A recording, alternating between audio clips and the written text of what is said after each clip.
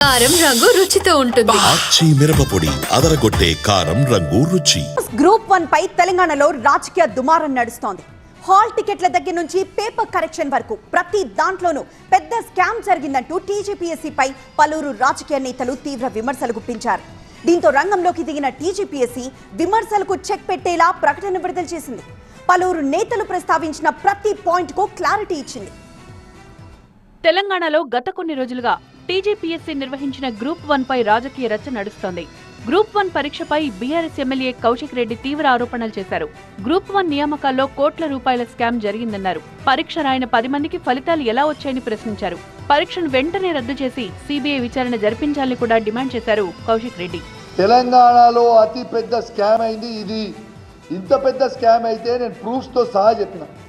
ఖచ్చితంగా నేను డిమాండ్ చేస్తా ఉన్నాను, కంపల్సరీ దీని మీద జ్యుడిషియరీ ఎంక్వైరీ కావాలి.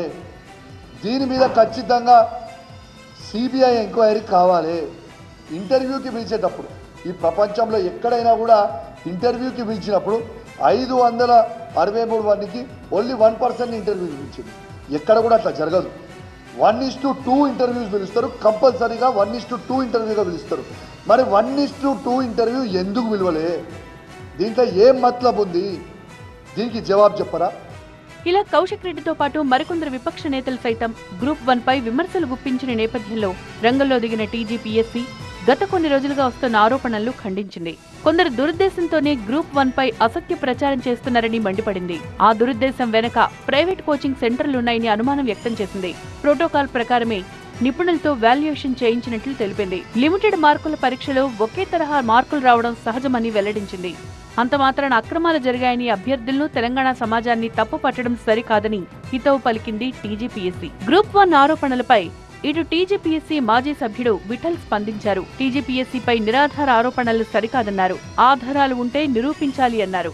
బహిరంగంగా ప్రజాప్రతినిధులు కానీ లేదా అభ్యర్థులు కానీ బహిరంగంగా ఒక రాజ్యాంగబద్ధ సంస్థ పైన ఆరోపణలు, నిరాధారమైన ఆరోపణలు చేయడం అనేది సమంజసం కాదు. ఆరోపణలు ఉంటే నిరూపించండి. ఎవరు నిరూపించాలి? చైర్మన్ గారు లేదా కమిటీ లేదా సెక్రటరీ గారి దగ్గర ఆధారాలు చూపండి. అప్పుడు వాళ్ళు ఏదైనా తప్పు జరిగితే సరిదిద్దుకునే అవకాశం ఉంటుంది. మొత్తంగా గ్రూప్ 1 పరీక్షలపై వస్తున్న అసత్యాలను నమ్మద్దంటోంది టీజీపీఎస్సీ. అంతా ప్రోటోకాల్ ప్రకారమే జరిగిందని చెప్తోంది. మరి టీజీపీఎస్సీ ప్రకటనపై పొలిటికల్ రియాక్షన్స్ ఎలా ఉండబోతున్నాయో చూడాలి.